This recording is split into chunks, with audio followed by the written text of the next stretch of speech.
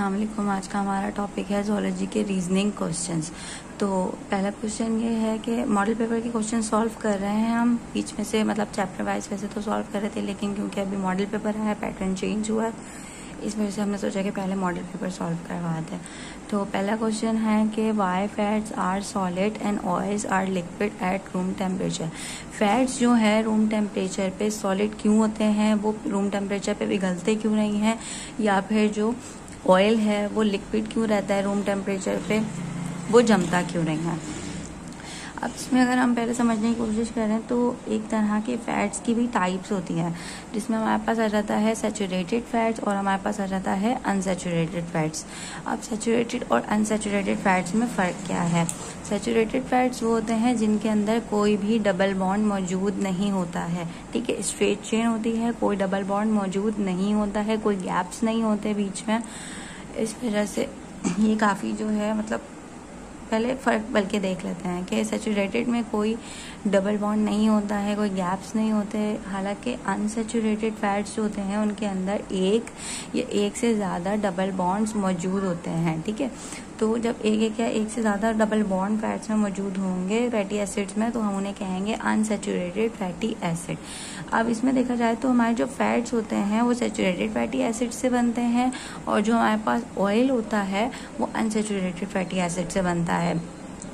Fat जो हैं उनका हाई मेल्टिंग पॉइंट किस वजह से होता है, क्योंकि सैचुरेटेड फैटी एसिड जो होते हैं वो बहुत ज़्यादा स्ट्रॉन्ग फैटी एसिड होते हैं, उनके बॉन्ड को ब्रेक करना काफ़ी मुश्किल होता है, जिसकी वजह से उनका हाई मेल्टिंग पॉइंट होता है और लो टेम्परेचर पे यानी नॉर्मल रूम टेम्परेचर पे वो मेल्ट नहीं करते। इसके बरक्स अगर हम देखा जाए तो जो हमारे ऑयल होता है वो अनसैचुरेटेड फैटी एसिड पे कंपोज हुआ होता है, यानी कि उसका जो मेल्टिंग पॉइंट होता है वो एज कम्पेयर टू फैट्स जो है वो लो होता है। इसकी क्योंकि उसमें डबल बॉन्ड मौजूद है, बीच में गैप मौजूद है, इसकी वजह से जो है गैप मौजूद है तो उसको हम आराम से जो है मेल्ट कर सकते हैं।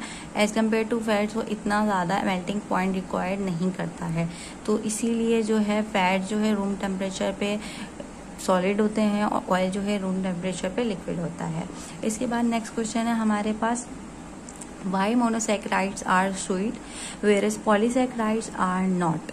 अब मोनोसैकेराइड्स और पॉलीसैकेराइड्स क्या हैं, ये एक्चुअल में कार्बोहाइड्रेट्स ही हैं, ठीक है।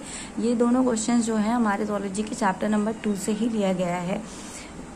ये वाला क्वेश्चन कार्बोहाइड्रेट के टॉपिक से लिया गया है, और जो फैट और ऑयल वाला टॉपिक है ये specially saturated and saturated fat से ही रिलेटेड टॉपिक लिया गया है।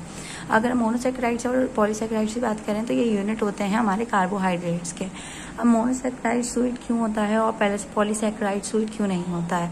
मोनोसैकेराइड्स का स्ट्रक्चर जो होता है ना वो सिंपलेस्ट स्ट्रक्चर होता है, मतलब वो मजीद ब्रेक नहीं हो सकता है। हालांकि जो पॉलीसैकेराइड्स होता है वो खुद काफ़ी सारे मोनोसैकेराइड से मिलके बनता है। अब मोनोसैकेराइड्स का स्ट्रक्चर इस तरह से होता है कि वो हमारी टंग पे मौजूद जो टेस्ट रिसेप्टर्स होते हैं, जो स्वीट टेस्ट को डिटेक्ट करते हैं, उनसे बहुत आसानी से बाइंड कर जाता है, ठीक है। हालांकि जो पॉलीसैकेराइड्स होता है उसमें क्या होते हैं, बहुत सारे मोनोसैकेराइड्स मिलते हैं, तो जो टेस्ट रिसेप्टर्स होते हैं वो आपस में ज्वाइन होकर कवर हो जाते हैं। जब वो कवर हो जाते हैं तो इस तरह से सारे टेस्ट रिसेप्टर्स उस तरह से टंग से बाइंड नहीं कर पाते जिस तरह से मोनोसैकेराइड्स के रिसेप्टर्स बाइंड करते हैं। इसकी वजह से मोनोसैकेराइड जो होते हैं स्वीट होते हैं as compare to polysaccharides. Next question हमारे पास है Why amphibians are considered as unsuccessful land vertebrates? Amphibians को हम अनसक्सेसफुल लैंड वर्टिब्रेट्स क्यों कहते हैं। अब एम्फीबियंस को अनसक्सेसफुल लैंड वर्टिब्रेट किस वजह से कह रहे हैं, क्योंकि देखें पहली वजह तो ये है कि एम्फीबियंस जो हैं वो कोल्ड ब्लडेड एनिमल्स होते हैं, और जो कोल्ड ब्लडेड एनिमल्स होते हैं वो अपनी बॉडी का टेम्परेचर खुद मेंटेन नहीं कर सकते, बल्कि वो उनका बॉडी का टेम्परेचर वो रहता है जो कि उनकी सराउंडिंग इन्वायरमेंट का टेम्परेचर होगा क्या कि जब सराउंडिंग का टेम्परेचर बहुत ज़्यादा बढ़ जाएगा या कम हो जाएगा तो इनकी बॉडी के टेम्परेचर पे भी बिल्कुल वही इफेक्ट पड़ेगा। अब उस चीज़ को कोप अप करने के लिए एक चीज़ होती है एक्सोस्केलेटन, जो कि एम्फीबियंस में वो भी मौजूद नहीं होती है। अब जब इनके अंदर ना ही तो कोई एक्सोस्केलेटन है और ना ही ये वार्म ब्लडेड हैं कि अपने टेम्परेचर को कांस्टेंट रख सकें, तो होगा क्या कि इनकी स्किन भी यानी कि थिन हो जाएगी, थिन कहलाएगी। जब इनकी थिन स्किन पे हीट पड़ेगी बहुत ज़्यादा, तो क्या होगा, वहाँ पे डिहाइड्रेशन होना स्टार्ट हो जाएगी। और क्योंकि ये अपनी हीट लॉस को किसी भी तरह से प्रिवेंट नहीं कर पा रहे हैं, तो इसलिए इनमें डेसिकेशन का या डिहाइड्रेशन का मसला बहुत ज़्यादा होने का खतरा होता है, जो कि इनको जो है अनसक्सेसफुल लैंड वर्टिब्रेट्स बनाता है। इसके अलावा भी बहुत सारी वजहें होती हैं ये कि इनके जो एग होते हैं वो बहुत ज़्यादा छोटे होते हैं, उसमें योग की अमाउंट बहुत कम होती है, ना ही तो कोई एमनियोटिक कवरिंग होती है। बाकी ये भी है कि इन्हें अपने एग्स जो हैं वाटर के अंदर जाके ले करने पड़ते हैं। तो इस तरह इनकी जो भी कैरेक्टरिस्टिक्स सारी आती हैं वो लैंड के लिए सूटेबल नहीं है। और पानी में रहने की बात करें तो इनकी फिजिक इन्हें अलाउ नहीं करती कि ये पानी में भी रह सकें, इसकी वजह से इन्हें कहते हैं unsuccessful land vertebrates. Next question है हमारे पास, why reptiles are considered as successful land vertebrates. Reptiles जो हैं वर्टिब्रेट्स का पहला ऐसा ग्रुप है जो कि फुली अडॉप्टेड है फॉर द लैंड लाइफ। क्यों? क्योंकि इनके पास काफ़ी सारी ऐसी कैरेक्टरिस्टिक्स हैं जो कि इनको फेवर देती हैं लैंड में रहने के लिए।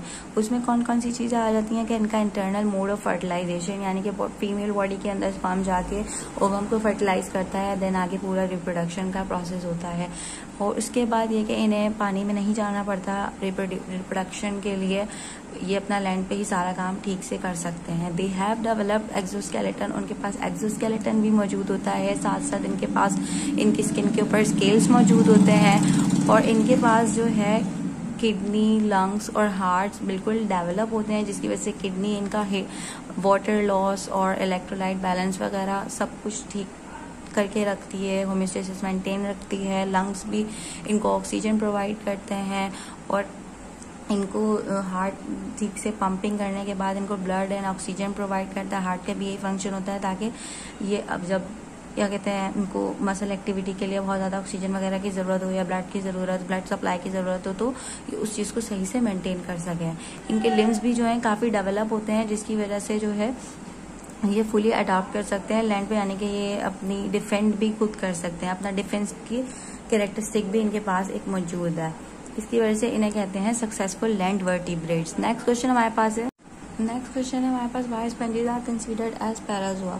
अब क्योंकि हमारे पास दो तरह के ग्रुप ऑफ एनिमल्स होते हैं, जिसमें हमारे पास आ जाता है पैराज़ोआ एंड यूमेटाज़ोआ। तो पैराज़ोआ जो होते हैं उनके पास कोई भी ठीक से टिश्यूज़ की और सेल्स की ऑर्गेनाइजेशन नहीं होती है, टिश्यू सेल्स बिल्कुल सही से अरेंज नहीं हुए हुए होते हैं, जबकि यूमेटाज़ोआ में एक प्रॉपर अरेंजमेंट मौजूद होती है सेल्स एंड टिश्यूज़ की। क्योंकि स्पंजेस के पास भी कोई सेल की या टिश्यू की कोई अरेंजमेंट मौजूद नहीं होती है, ये लूजली ऑर्गेनाइज सेल्स होते हैं, तो और कोई वेल डिफाइंड स्ट्रक्चर नहीं होता है इनका मल्टी सेलुलर ऑर्गन्स की तरह। इस वजह से इन्हें जो है पैराज़ोआ में रखा जाता है। अभी आज के पार्ट में हम इतने ही क्वेश्चन सॉल्व करेंगे, बाकी के क्वेश्चन नेक्स्ट पार्ट में सॉल्व करेंगे। अगर आपको कुछ समझ में नहीं आया हो तो कमेंट्स में पूछ सकते हैं। Thank you.